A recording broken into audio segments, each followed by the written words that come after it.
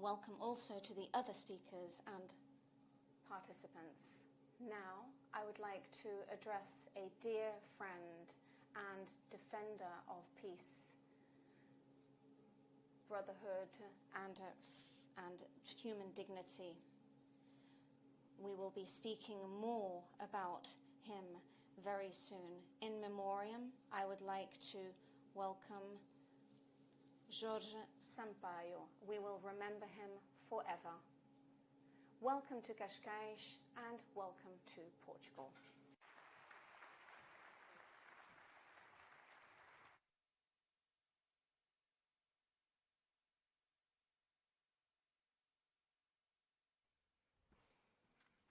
Thank you, Your Excellency, President Marcelo Rebelo de Sousa, for your commitment for fostering dialogue, understanding, and sustainable peace, which reflects the very essence of the values for which we are here today.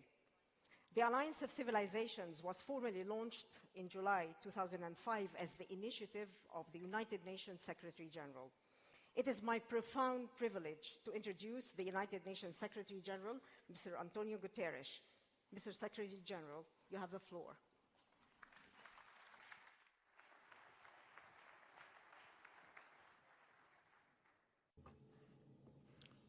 Most excellent Professor Dr. Marcelo Rebelo de Sousa, President of the Portuguese Republic.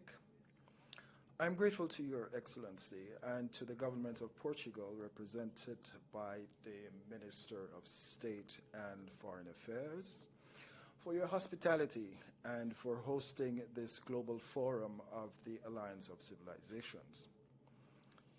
It would be remiss of me if I didn't also commend you on the decision to convene this forum in my country and in the beautiful municipality of Cascais. Portugal is a country that knows all too well the value of rapprochement and understanding between different cultures, civilizations, and traditions. I welcome the presence of His Majesty, King Felipe VI of Spain, and the sign of his commitment to the Alliance of Civilizations that his presence represents.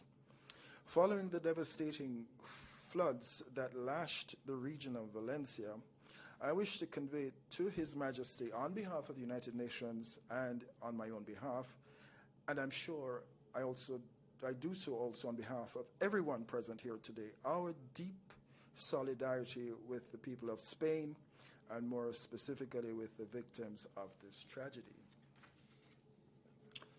I'm also pleased to have with us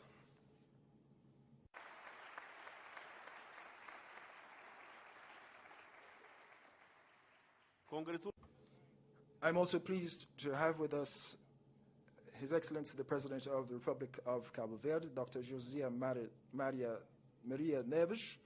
With its history, identity, culture, and diaspora, Cabo Verde has a very critical contribution to make to our discussions and objectives around which we meet today. I also thank the governments of Spain and Turkey and to the group of friends of the Alliance for their unstinting support and commitment. And I also thank the High Representative Miguel Moratinos for leading this initiative. On this occasion, I wish to pay homage to the memory of Jorge Sampaio, a friend, a statesman, a builder of bridges, and a champion of social justice. The commemoration of the 20th anniversary of the Alliance and the Forum today are also a tribute to the legacy that Jorge Sampaio left us from his tireless work as the first High Representative of the Alliance of Civilizations. I welcome all states represented here today. But above and beyond the presence of representatives and policy makers, I also recognize the participation of members of civil society, of youth groups, of religious leaders, and various other actors. Your dedication, commitment, and collaboration are crucial. Excellencies, my dear friends, We are living in difficult times. Unfortunately, in many places across the world, the social fabric is under intense pressure. We see shameless strategies seeking to sow divisions and deepening existing divides. We are witnessing a wave of xenophobia, racism, and intolerance, with social media being used as a powerful weapon. And these tensions are increasing on several fronts. Human rights are under attack. The climate crisis continues to worsen, and sectarianisms of all types are proliferating. Conflicts and wars stoke and exacerbate each of these threats I just mentioned. In such a scenario, we need peace. More than anything else, we need peace. Peace in Ukraine, a just peace in accordance with United Nations Charter, with international law, and with the resolutions of the General Assembly.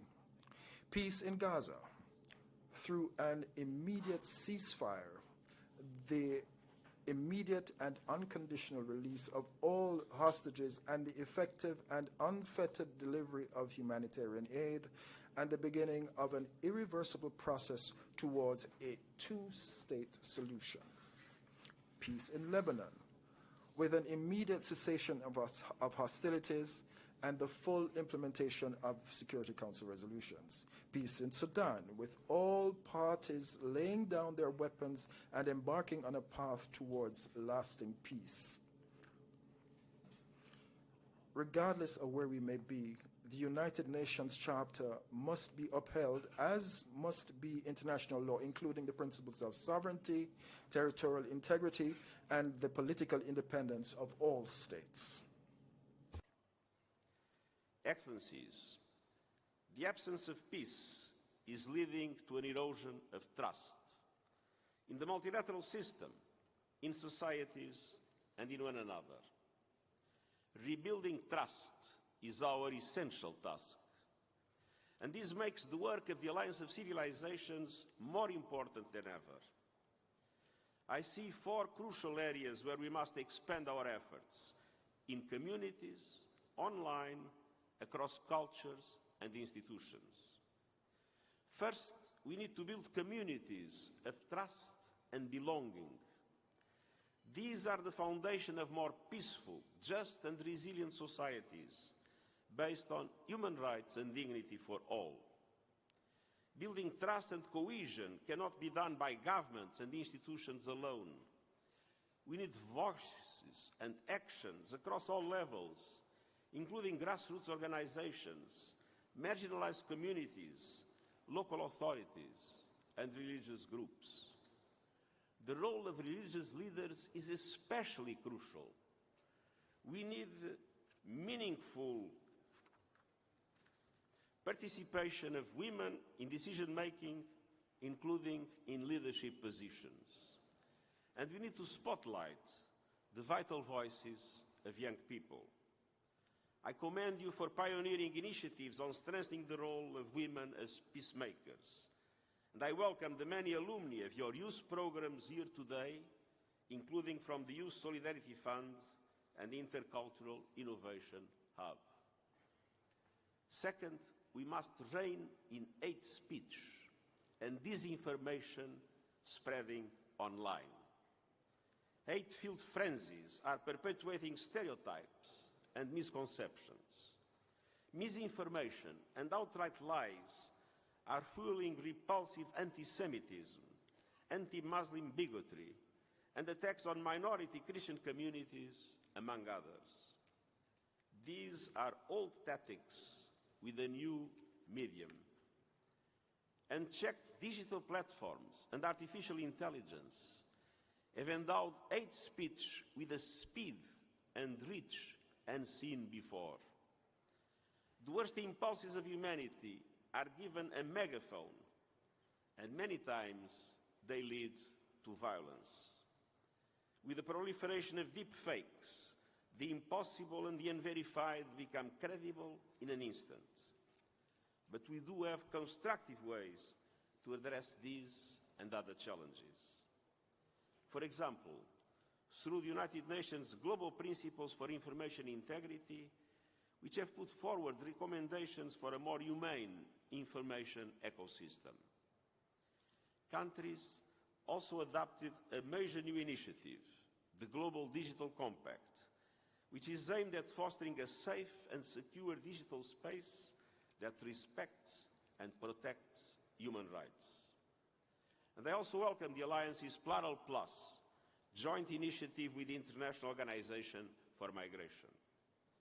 Through the initiative, young media and filmmakers explore the topic of migration and social inclusion and provide the counter-narrative to the negative portrayal of migrants and refugees. But the buck does not stop with these efforts. Big tech companies, advertisers, and media outlets must take responsibility for their role. The Global Digital Compact also emphasizes the importance of supporting cultural diversity in the digital space. And that leads me to the third area, working harder to fully embrace the role of culture and cultural diversity to advance all our goals. Societies today are multi-ethnic, multi-religious, and multicultural. And this diversity is a richness and our greatest strength, not a threat. Respecting and representing all cultures builds trust in society. At the time of spreading hatred and intolerance, we must not only defend diversity, but we must invest in it. Harnessed effectively, cultural diversity can be a powerhouse of ideas and innovation. Fourth, rebuilding trust calls for institutions that are more representative. More representative institutions mean more effective institutions. Yet today, multilateral peace and security tools and the global financial architecture are products of a bygone era. The Security Council is outdated and frequently paralyzed. Meanwhile, the international financial architecture does not reflect today's economy and has become inadequate and unfair.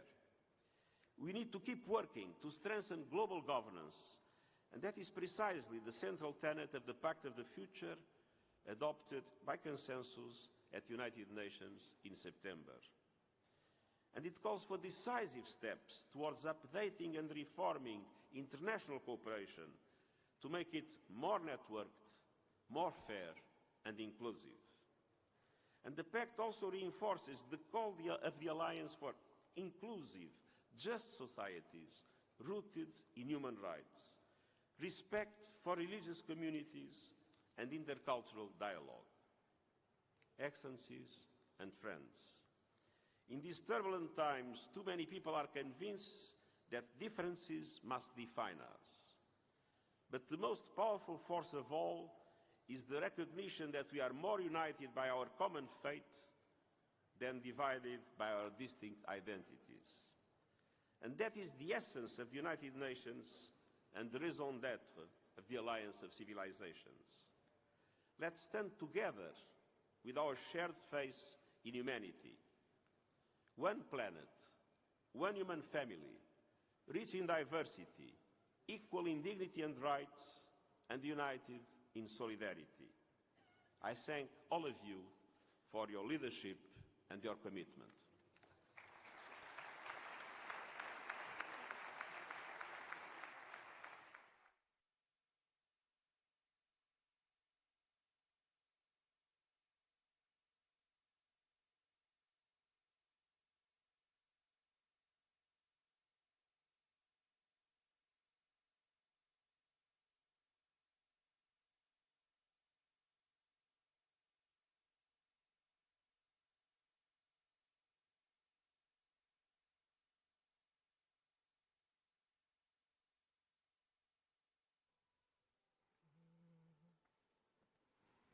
Agradecemos as palavras do Secretário-Geral das... We thank the United Nations Secretary General for his words.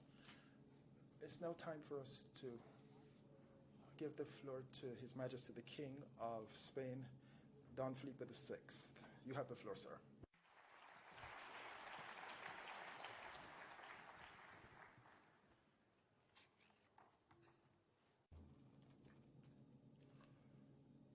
Your Excellency Sousa, President of the Portuguese Republic, President of the Republic of Cabo Verde, and all officials, Secretary General of the United Nations, António Guterres, ministers, High Representative of Alliance of Civilizations, Miguel Ángel Moratinos, members of the Diplomatic Corps, authorities, ladies and gentlemen, representing civil society here with us today.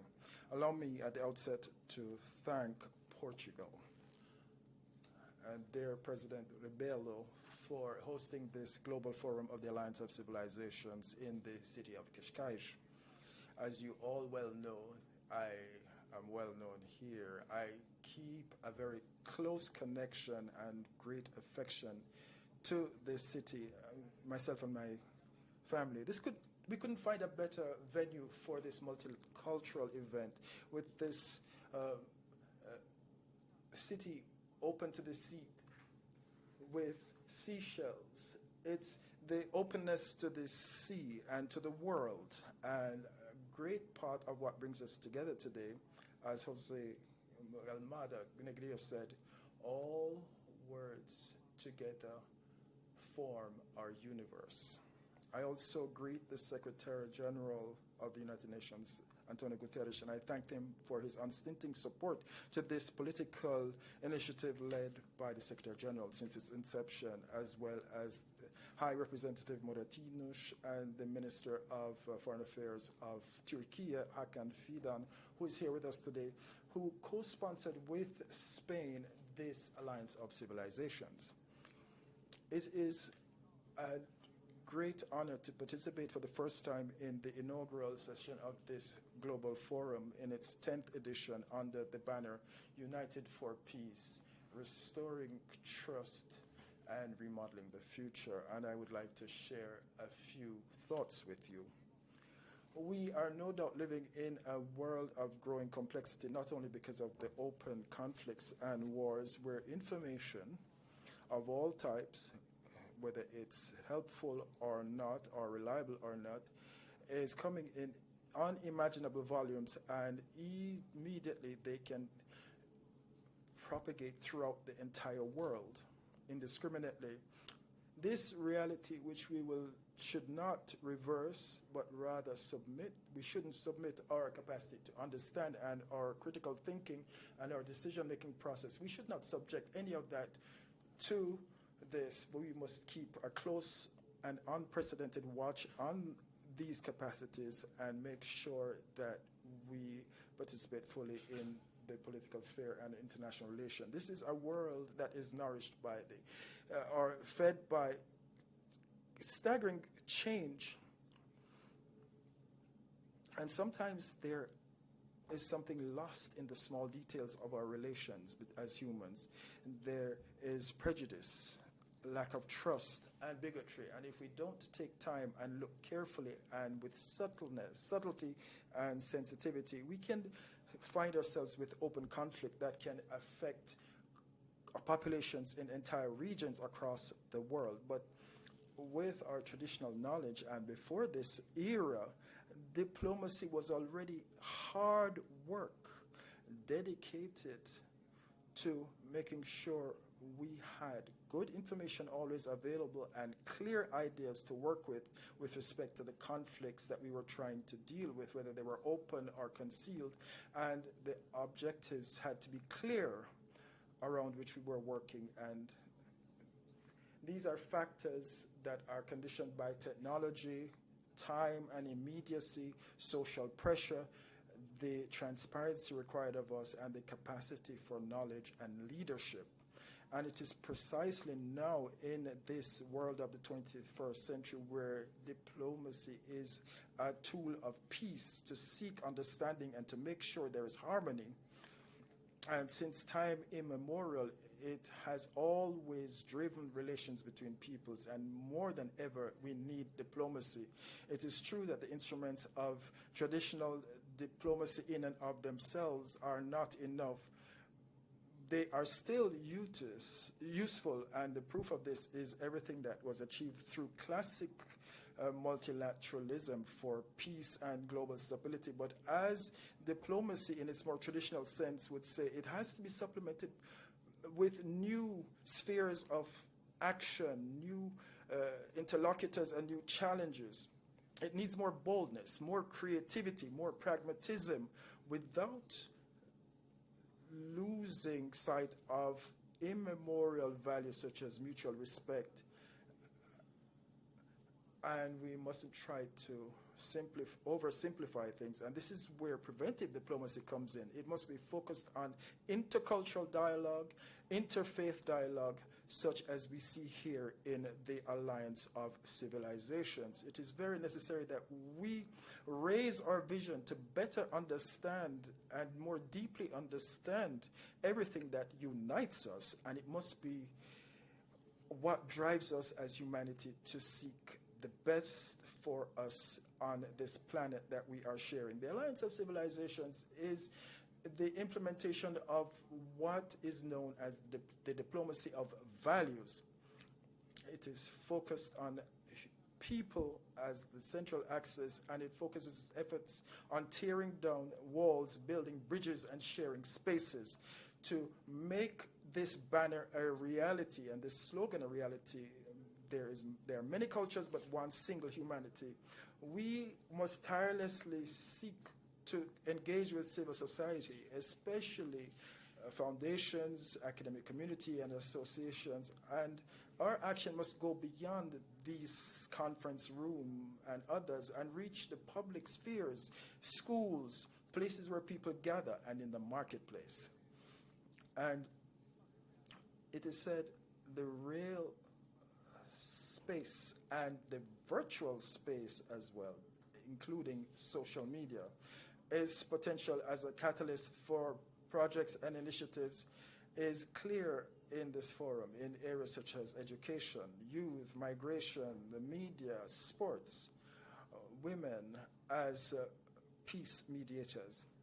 I don't claim to give you an exhaustive list, but let me just cite some of the initiatives, such as the Youth Solidarity Fund, the Global Citizenry Foundation, or the Sports for Humanity program, which deals with this human ambit of sports for peace and preventing and countering violent extremism.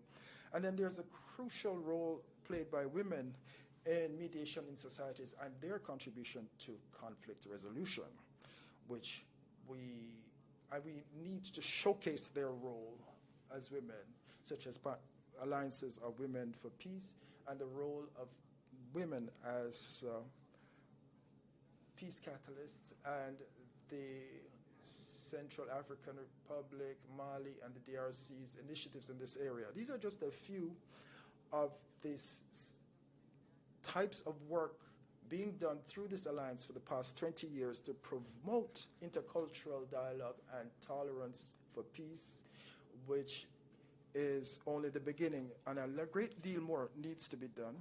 As was once said by the winner of the Asturias Prize, who unfortunately died last year, knowledge is a wealth that can be transmitted without impoverishing oneself.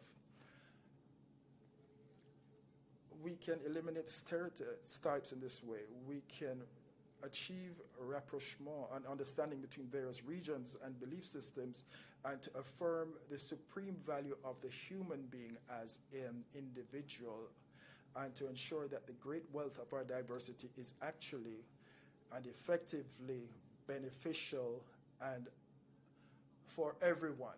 In today's world, where the dehumanization is a latent risk, any effort invested in this diplomacy of values is and will always be a well-placed investment. Many thanks to all of you, and President.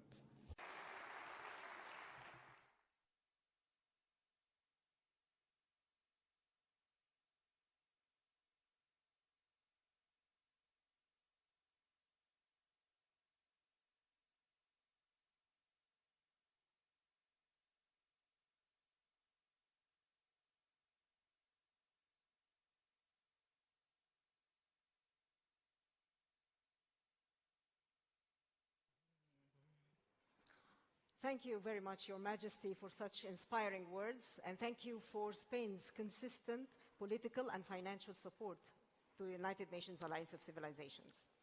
Turkey continues to be a steadfast co-sponsor of the United Nations Alliance of Civilizations, demonstrating unwavering dedication to fostering dialogue and understanding among diverse cultures and nations. It is my distinct honor to welcome His Excellency, the Minister of Foreign Affairs of Turkey, Mr. Hakan Fidan.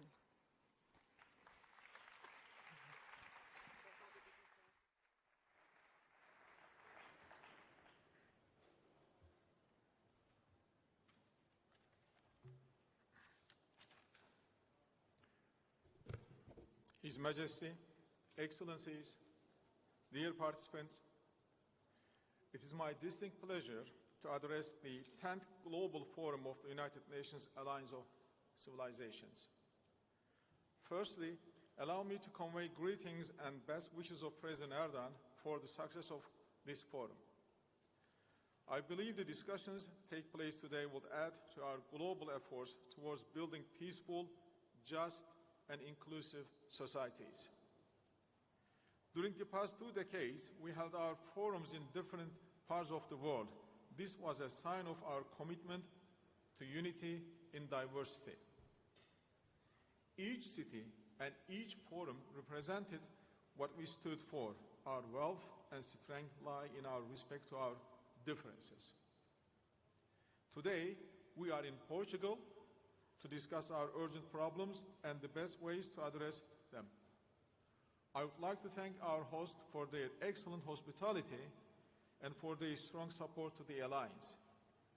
Let me also pay tribute to the late President of Portugal and the first High Representative of the Alliance of Civilizations, Mr. Jorge Sampaio. We'll always remember him for his contributions to Turkish-Portuguese friendship, as well as for building a solid foundation for the Alliance. I also would like to thank Secretary General Guterres and High Representative Morachinos for their dedicated services to the Alliance. Excellencies, Turkey and Spain launched the Alliance of Civilizations at a time when the international community was under strain due to rising polarization, intolerance, and discrimination. By taking this opportunity, I would like to also acknowledge, among the others, presence of then Prime Minister Zapatero. He, together with then Prime Minister Erdogan, were the originators of the Alliance of Civilizations. As the co-sponsors of the Alliance, we have always believed that we have far more in common than what we divide us. We strongly defended that we can work together to promote the values of peace, tolerance, and human dignity. And we had no doubt that the world can be united against violent extremism in all its forms. Our goal was to formulate a collective response to the divisive and destructive trends. The wide and diverse participation in the work of Alliance is a testament to its significance. Distinguished participants, today, after 2 decades since its formation, we need this platform more than ever. Global order is fragmenting and hatred is intentionally being fueled. Extremism, xenophobia, and racism are on the rise. The genocide of the Palestinians by Israel worsens these problems. It fuels a growing rise of hatred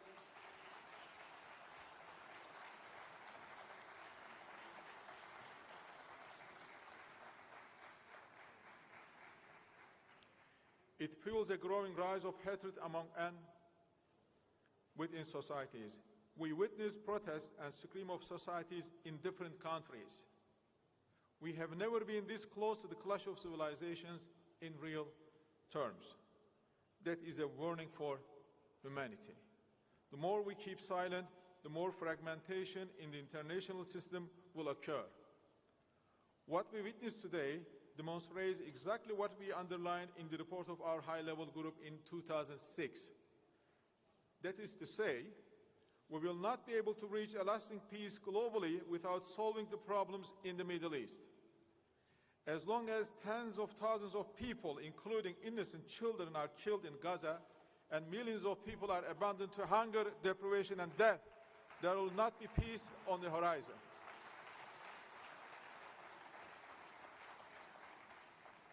Countries supporting the Alliance of Civilizations and its core values cannot remain silent to the humanitarian catastrophe taking place in Gaza. It is therefore no coincidence that the countries, those who want the peace in Palestine, are in this hall today. The ones who cannot even pronounce the ceasefire are in absence. The ones who lecture us on international law and universal values without respecting them are not in this hall today, because this is an alliance for peace. Peace not just in the West, but in the rest of the world too, including Palestine.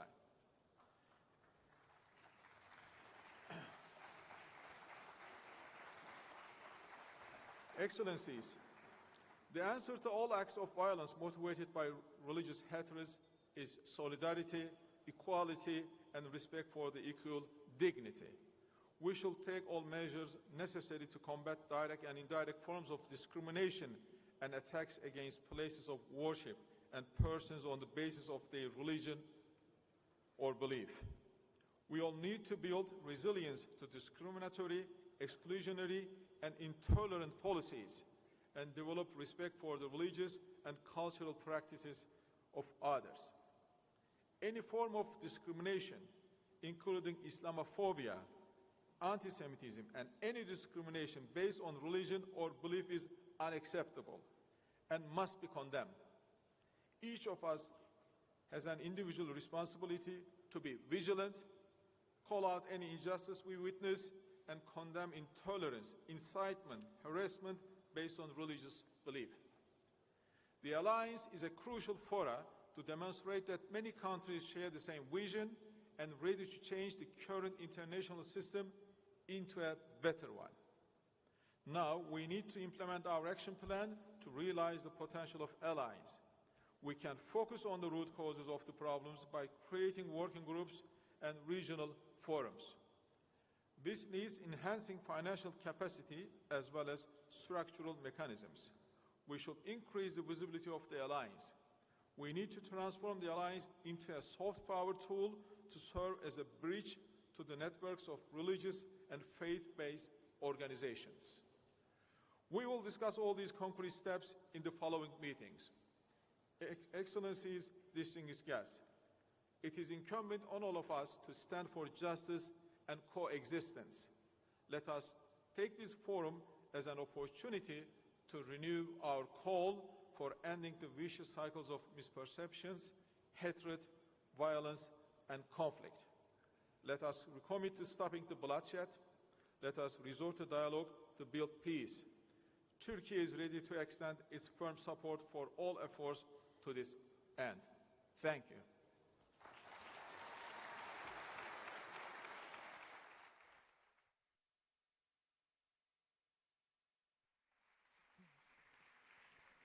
Uma aliança para a An alliance for peace. Yes, thank you very much to the Minister of Foreign Affairs of Turkey. Now, I will be giving the floor to the High Representative for the Alliance of Civilizations, the Undersecretary General, Miguel Ángel Moratinos.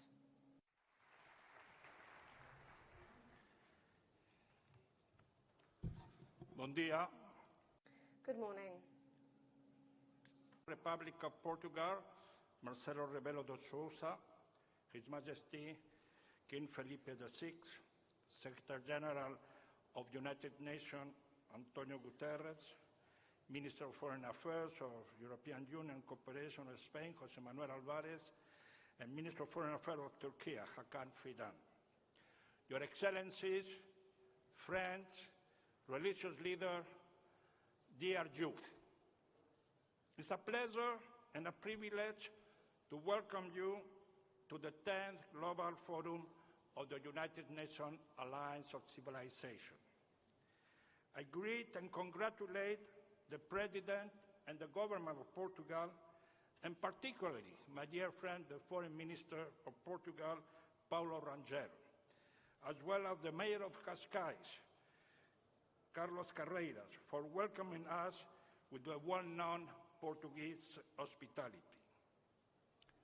My dear friends, 20 years ago, President Zapatero, who is here with us today, gracias, Presidente, por tu visión. Thank you very much for your mission and project. Delivered his first speech to the international community and announced the need for an alliance of civilization to defeat extremism and terrorism spreading across the world. Thank you, Mr. President, for your support and for your full-looking vision.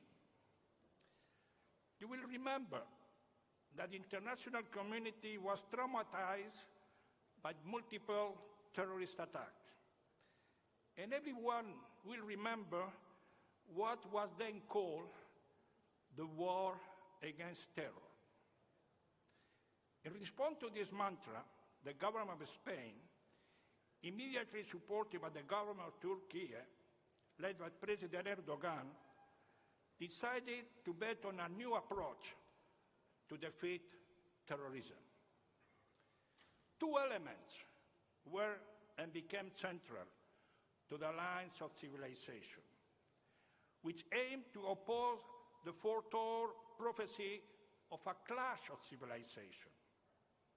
The first was to offer a collective response, one from the entire international community, in order to adopt a shared response to violent extremism. The second response was an element consisting of addressing the root causes of the problem, focusing on the reason of those attacks.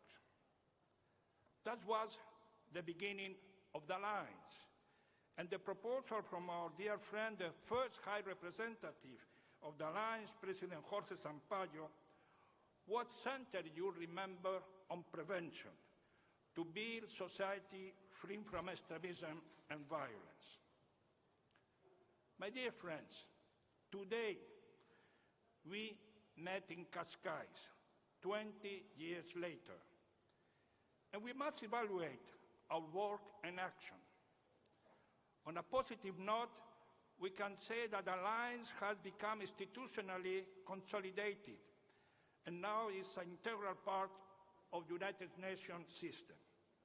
The group of friends has expanded worldwide and currently has 160 members.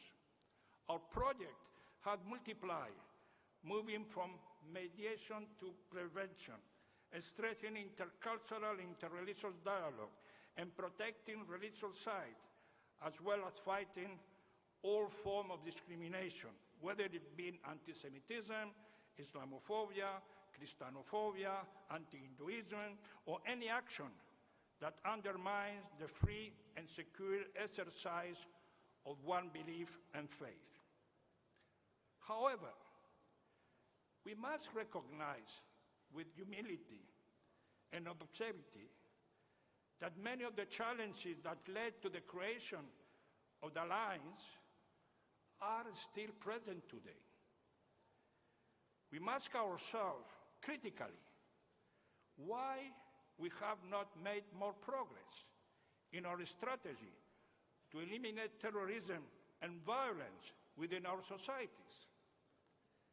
Let me be very clear and honest with all of you.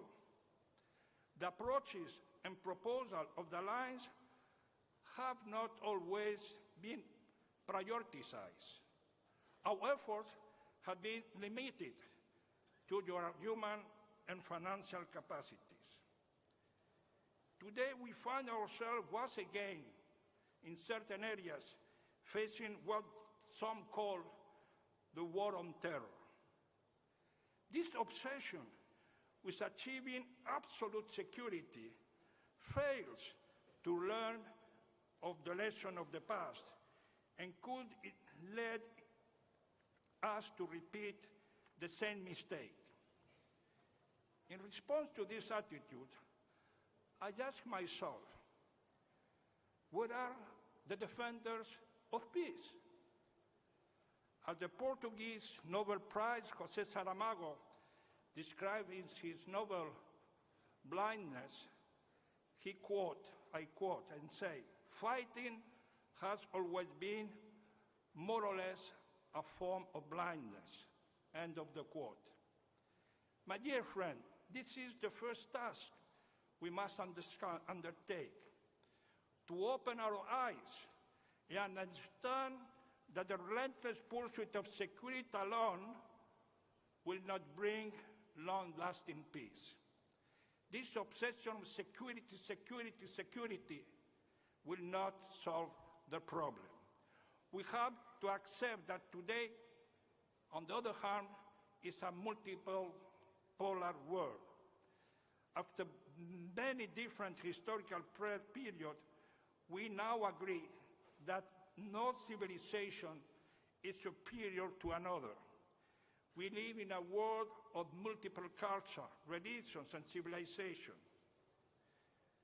And my dear friend, the Roman philosopher Seneca once said, "If one doesn't know to which port one is sailing, no wind is favorable."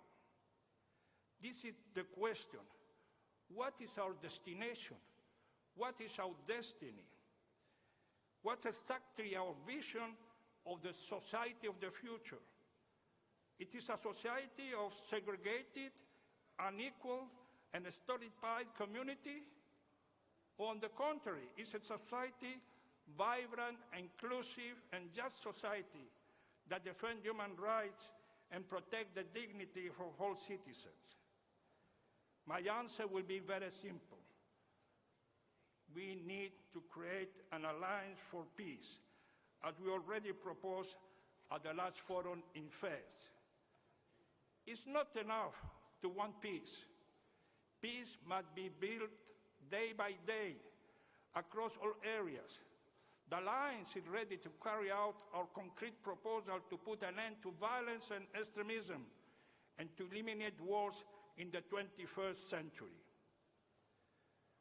The physicist Albert Einstein pointed out that peace cannot be achieved through force. Peace can only be achieved through dialogue and understanding.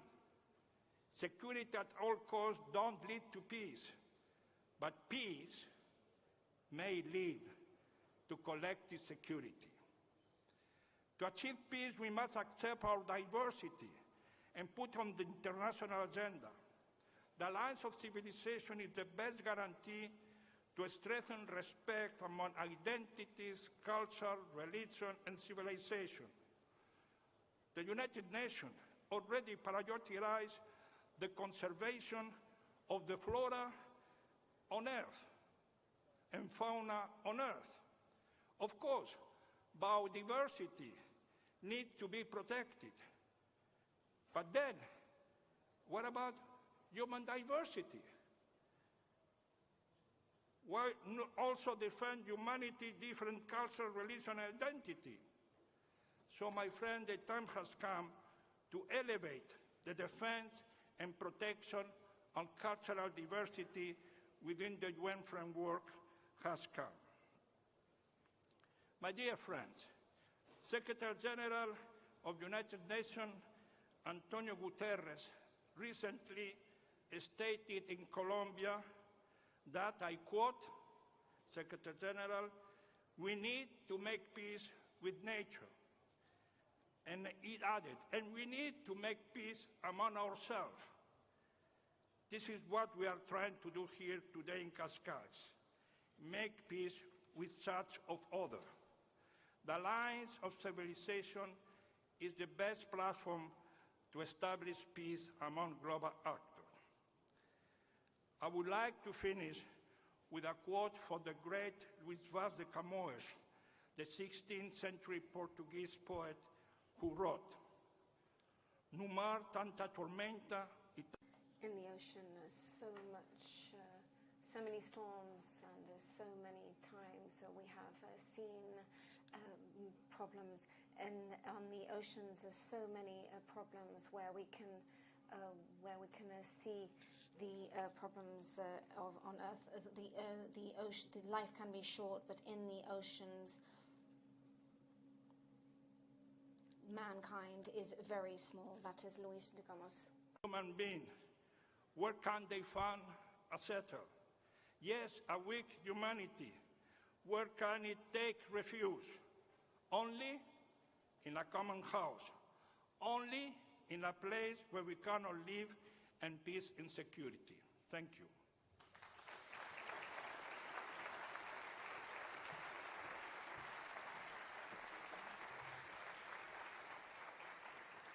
Thank you. Thank you very much, Mr. Miguel Angel Moratinos, Undersecretary General and High Representative of the United Nations Alliance of Civilizations, for your leadership and your vision.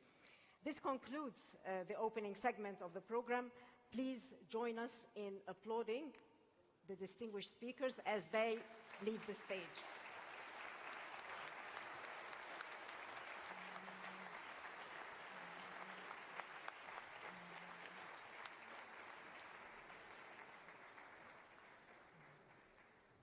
Agradecemos aos... Thank you very much to the speakers. This opening ceremony, however, is not yet over. We are now going to be opening the second stage of this opening ceremony. Some other speakers are going to be coming to the podium in order to give some statements on the occasion of the 10th Global Forum of the United Nations Alliance of Civilizations. Ladies and gentlemen and distinguished guests, welcome to this next segment, Special Reflections. The forum is both a celebration and a moment of reflection, as we look back with pride and we look forward with determination, as we work to restore trust and reshape the future through dialogue, collaboration, and collective action. Without further ado, let us begin with our distinguished lineup of speakers in this segment. It is my profound honor to invite to the stage Her Excellency President Vaira Vika-Friberga, President of Latvia from 1999 to 2007. Madam President. We stay. I think so. Or we exit. I think we stay.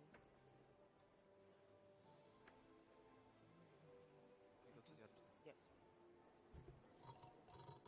Excellencies, dignitaries in all your titles and capacities, ladies and gentlemen, I stand before in all your titles and capacities, ladies and gentlemen, I stand before in all your titles and capacities, ladies and gentlemen, I stand before in all your titles and capacities, ladies and gentlemen, I stand before